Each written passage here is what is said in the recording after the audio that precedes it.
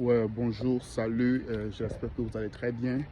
Moi, je vais super bien par la grâce de Dieu. Ce matin, rapidement, j'aimerais juste donner certains conseils gratuits à nos femmes ou à nos sœurs ou aux filles généralement. Vous avez bien, la plupart des relations ont des problèmes tout juste parce que la femme parle trop, ou les sœurs parlent trop, ou les filles parlent trop pendant la relation. Et ce qui fait que dans les couples, dans les relations, même dans le mariage, il y a trop de problèmes. Parce que l'homme, je parle de l'homme masculin, ok? L'homme n'aime pas trop là où il y a trop le bruit. Vous devez savoir ça. Vous avez le devoir de savoir ça plutôt. L'homme n'aime pas trop là où il y a le bruit. S'il y a trop de bruit quelque part, tu vas voir que l'homme va quitter ou bien l'homme va casser, comme nous avons l'habitude de le dire. Par exemple, vous êtes dans une relation. La relation n'a pas encore évolué. Vous n'êtes pas encore arrivé au moment où les gens, bien les autres, doivent être au courant. Vous allez voir que dès que même vous avez fixé, bien vous avez commencé la relation, le jour que la relation, la fille t'a dit oui, ou bien même tu as commencé par t'approcher d'une femme, tu ne l'as même pas encore draguée, 80% de son contact est déjà au courant. 80%, même le Facebook où il y a tout le monde est déjà au courant que vous avez déjà commencé une relation. C'est ce qui fait que la plupart des sœurs n'arrivent pas à se marier et elles se disent que non, c'est la sœur, bien c'est la tante qui a fait ça, c'est le sorcier du village, ou bien c'est telle personne, c'est ce oncle. C'est faux, c'est toi-même. Parce que l'homme masculin n'aime pas trop ce qui est le bruit.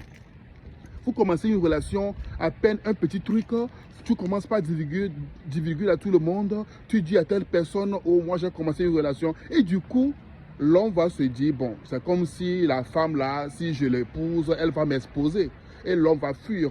Le point numéro 2, si tu es dans une relation, dans un mariage, toi et ton mari, vous avez un projet, mademoiselle, madame, ou ma soeur, ou une femme, ou bien ma femme, je peux le dire généralement, tais-toi. Tais-toi sur ce projet jusqu'à ce que ce projet devienne une réalité, une réalisation.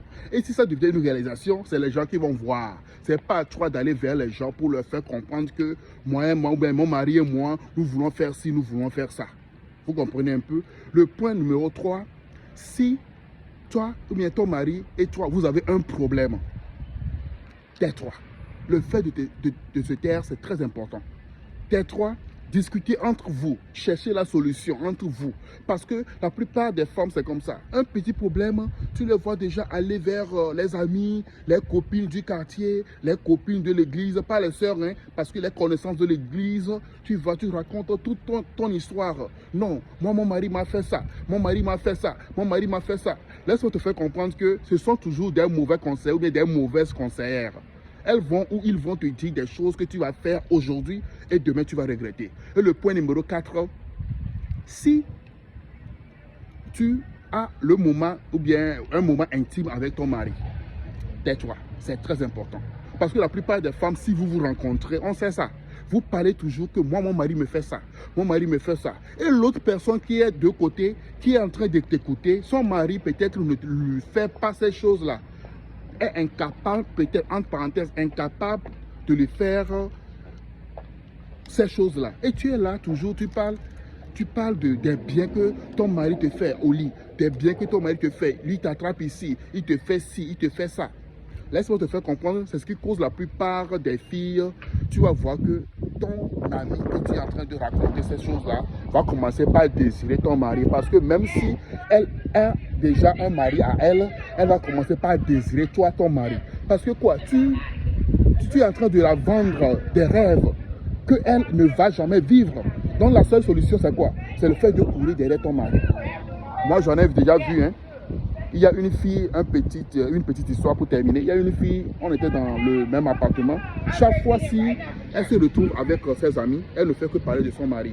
La société de son mari, non, son mari est performant, son mari fait ci, son mari lui fait ça, son mari elle peut aller jusqu'à 4-5 jours, une seule nuit.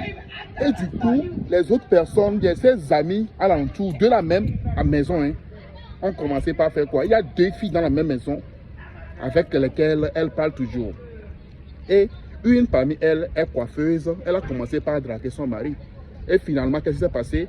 Le mari en question a enceinté la fille là. Parce que quoi? Tu es en train de vendre du rêve à cette femme-là qui n'a pas le même mari, qui n'a pas la même performance sexuelle. Et du coup, c'est ce qui fait que la plupart des relations, la plupart des mariages ont des problèmes aujourd'hui. Apprenez à vous taire. Apprenez à vous taire. Et pour terminer comme bonus, il faut toujours te taire sur le salaire de ton mari et toi-même sur ton salaire. Parce que la plupart des femmes, oh, moi, mon mari gagne peut-être $20 par heure. Hein. D'autres personnes, oh non, mon mari gagne $50 par heure. Hein. Ça ne regarde pas personne. Moi, mon mari gagne $10 par heure. Mon ami, ou bien ma soeur, c'est votre problème à vous. C'est votre sujet à vous. C'est un truc secret. C'est un truc intime entre couples. Les autres ne sont pas appelés à savoir cela.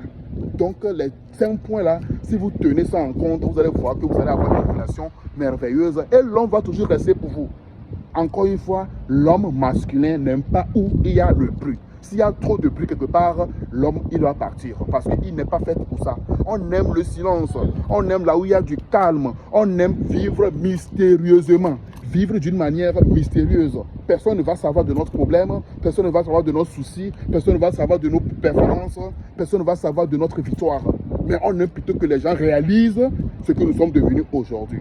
Alors que Dieu vous bénisse, mettez aux pratiques ces points qui vous feront changer beaucoup votre manière de vivre avec vos maris. Vous avez écouté la voix de votre frère Joël, pasteur, missionnaire, et qui est ici aux États-Unis. Dieu est Dieu. Retenez ça dans votre tête. Dieu est Dieu. Bye bye.